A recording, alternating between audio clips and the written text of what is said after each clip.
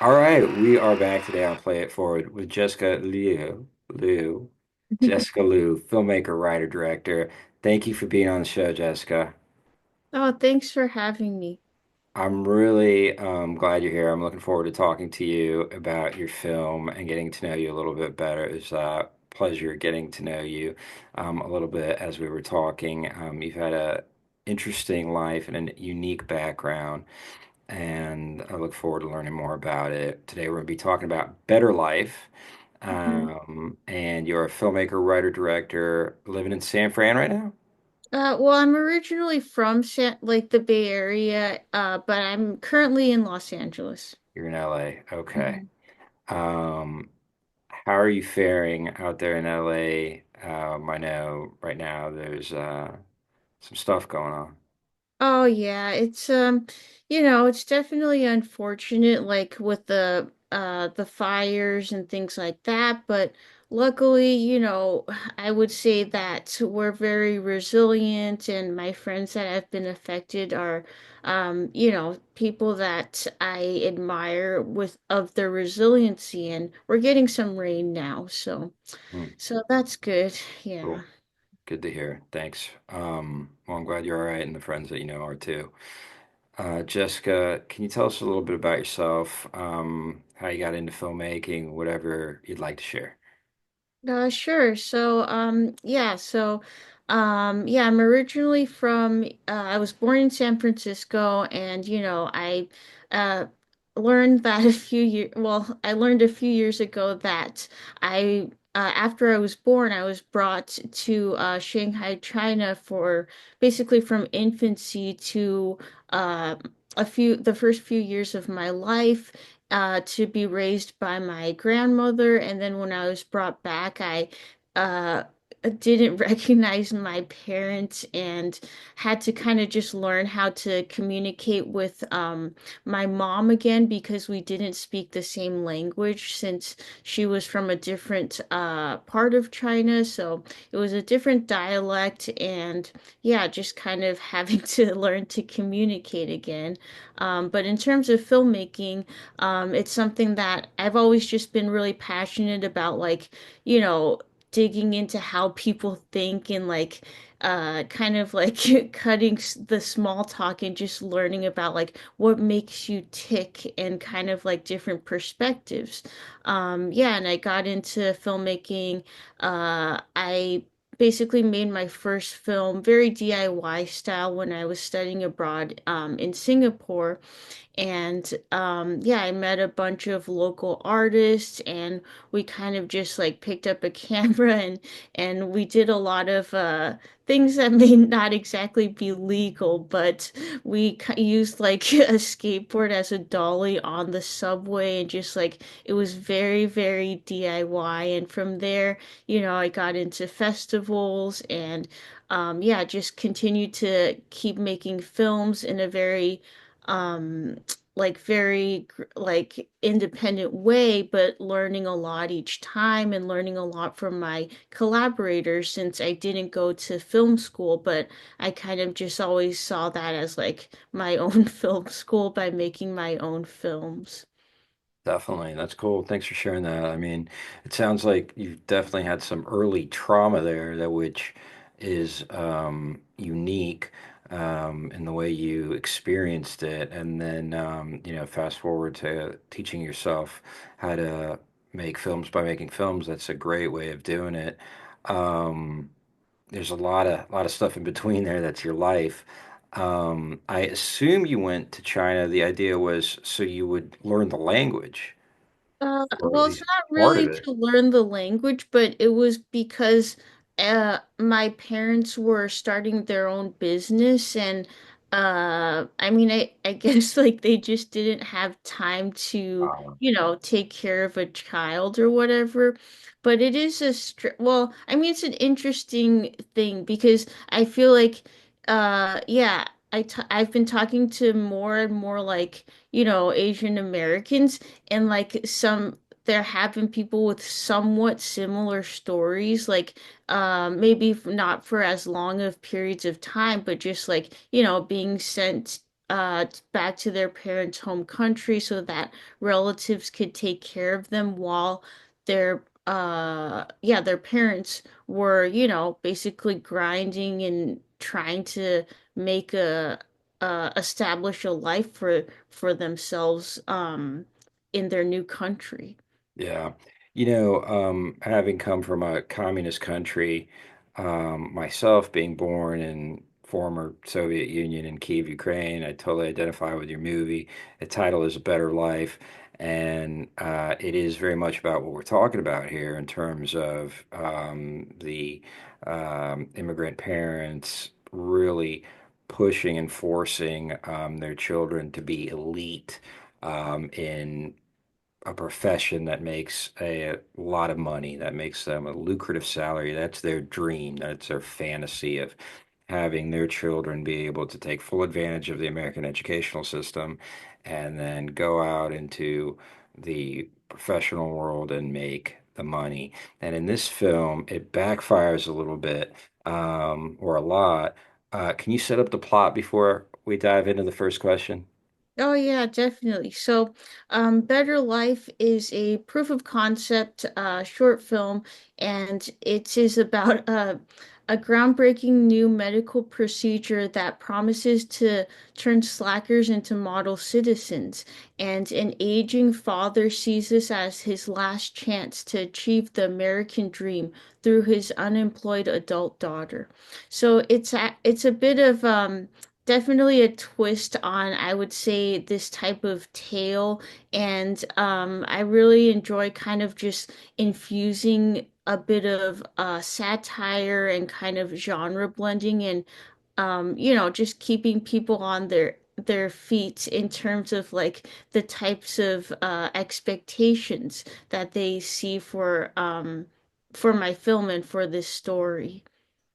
Well, from what I know of the Chinese culture, which is a little bit, my mom, the Chinese kids were always at our house, and the reason is she's a piano teacher, and all the Chinese loved her because she was a very strict authoritarian teacher, and she, primarily served the Chinese community. And so I know it's a strict, it can be a very strict environment with a lot of pressure to succeed. And so the way, I watching this movie, Better Life, I didn't necessarily see her as a slacker. I just saw her as a person who wanted to go a different route and wasn't necessarily motivated by money. I saw her as someone who had, like she said in the film, I have a plan. So she had her own direction and someone who was very much in service to her father, who she worked at his business and she helped him and she was a very devoted daughter. And out of her devotion, she was, did what he asked her to and went through this, experimental surgery and, kind of like a little bit of Huxley. I'm actually reading it now. It's called Brave New World. So kind of like that, conditioning where all of a sudden you're going to be, primed for this idea of financial uber success, which is a nice way of saying making a lot of money. Mhm. And okay, so she does it, and then things kind of don't necessarily turn out as planned Oh. for the father, and it backfires. So, the first question and play it forward is we've talked a little bit, we've touched upon it, but the kernel of the story, the nucleus, as I was, we were talking about earlier, that theme that inspired you to say, hey, I'm going to make a movie about this. I'm going to write a script. I'm going to direct it. I'm going to put my time, effort, resources, financial. Um, why? What was it in your life where this was a factor that you wanted to explore?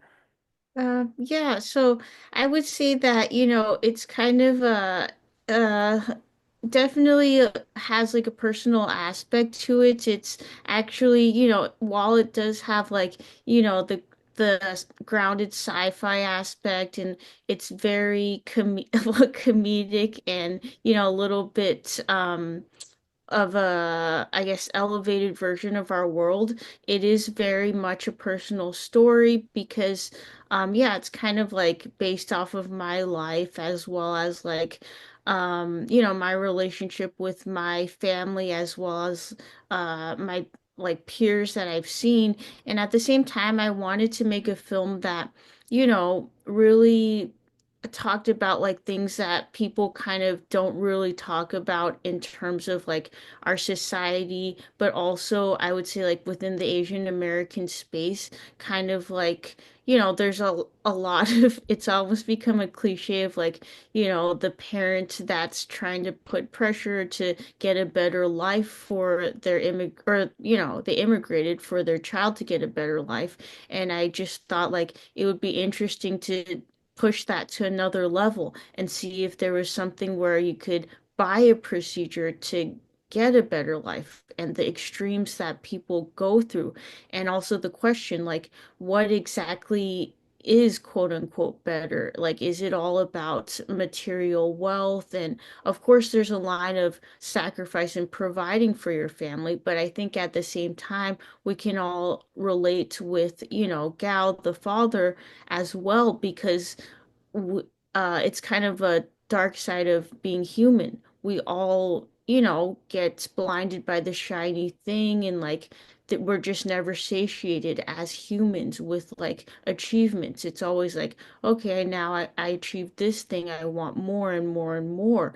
But the thing is with Winnie, the daughter, she represents someone that uh, is content with the simple life and just, nurturing her father and their relationship. But sometimes that just may or may not be enough. So it's the question of what do you live for? And when you are, someone that needs to establish themselves in a new country, what's the line of like, oh, I'm doing this for my family versus doing it for my own ego? That's great. Well, I love that. There's a lot to talk about there. I think one of the things that it should be pointed out is that the guilt trip that is put upon the child that I did this for you, so you could have a better life. There's a lot of guilt to carry there, and the truth of that isn't always accurate.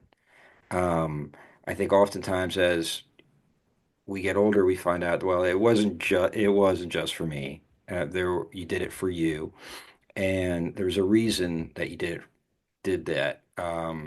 And how much we as children factored into that equation, we could have been a part of it. Um, but the truth is, probably not all of it. Of course, there's our exceptions, and there's dire straits. But in any way, in any case, the psychological pressure that you're putting on your child, and you're essentially saying, you owe Mhm. me X.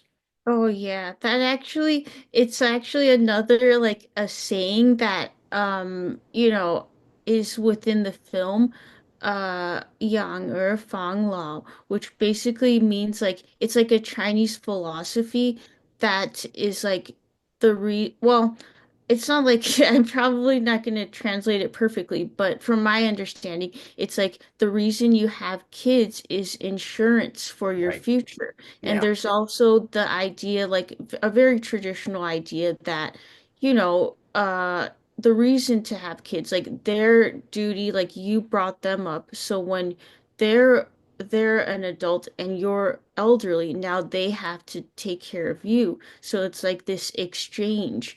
And it's like just this type of philosophy combated with the very American or Western ideology of individualism, like you don't owe anyone anything. And it's not to say either one is right or wrong. It's just interesting to kind of put these two philosophies up against each other and just pose this question and examine it like who does your life belong to, and kind of, that's one of the another themes that I like to explore in this project. Yeah, yeah, it's a great theme, and I think, it's nuanced. There's a lot of nuances to that theme, in terms of traditional social structures and even contemporary social structures. How do you make the relationship with, you know, I didn't have a child to take care of me. That's not my insurance policy. I decided to do that because I wanted a child and I wanted that to enrich my life. So I don't work on a farm. I didn't need an extra farm hand. Maybe if I did, I would.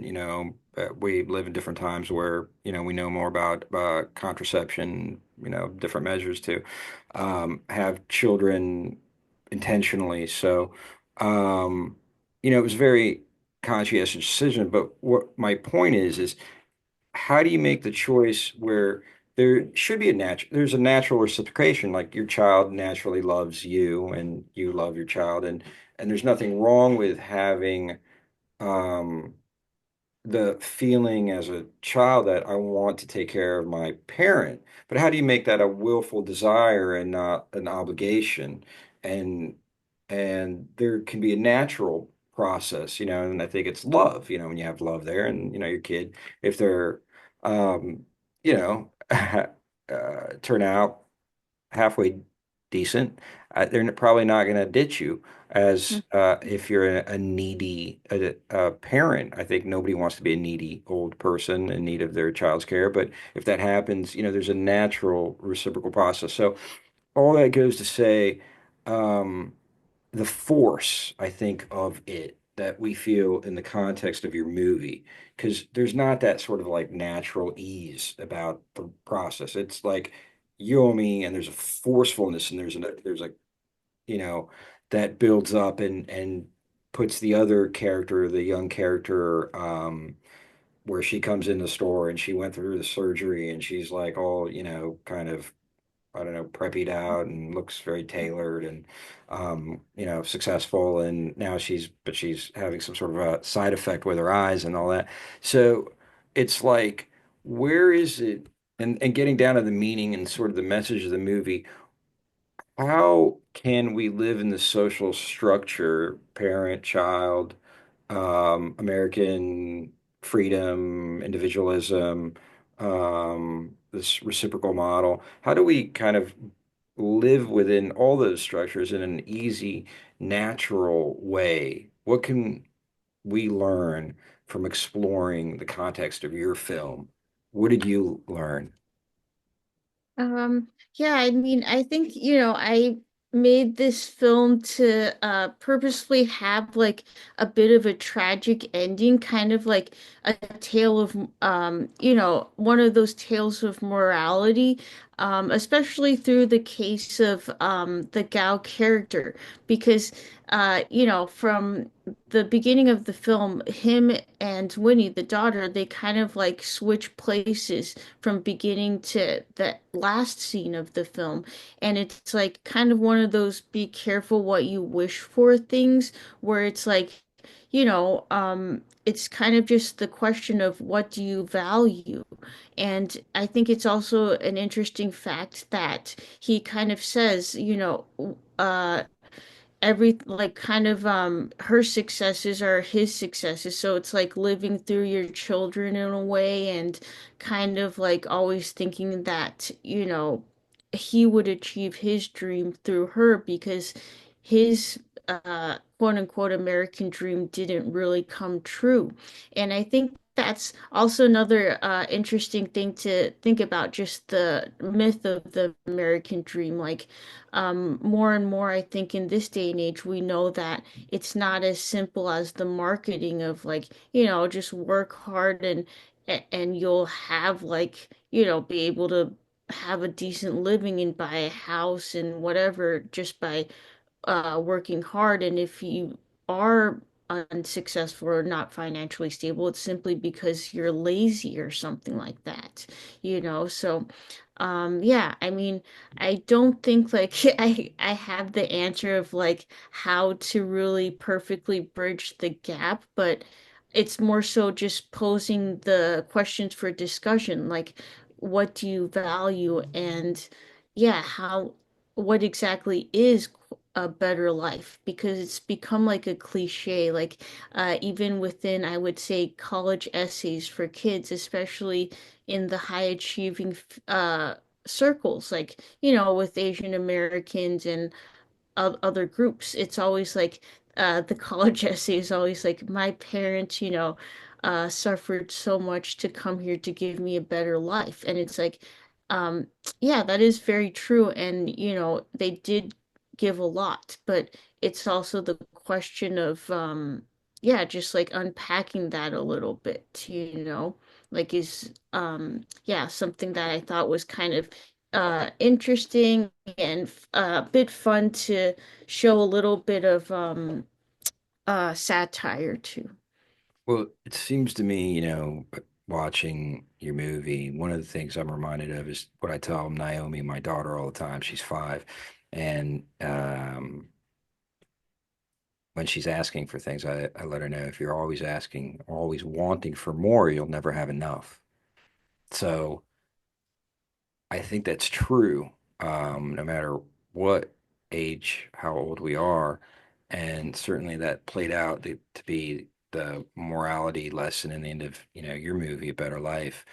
Um, and I say that to really underscore extrinsic value versus intrinsic value, and the values that the main character showed of devotion and loyalty and love. Um, and as you had said, she's happy. A better life to her means a simple life, a different life than acquisition.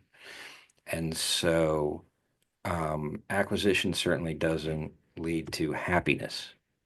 And I think that's really what I see in your movie.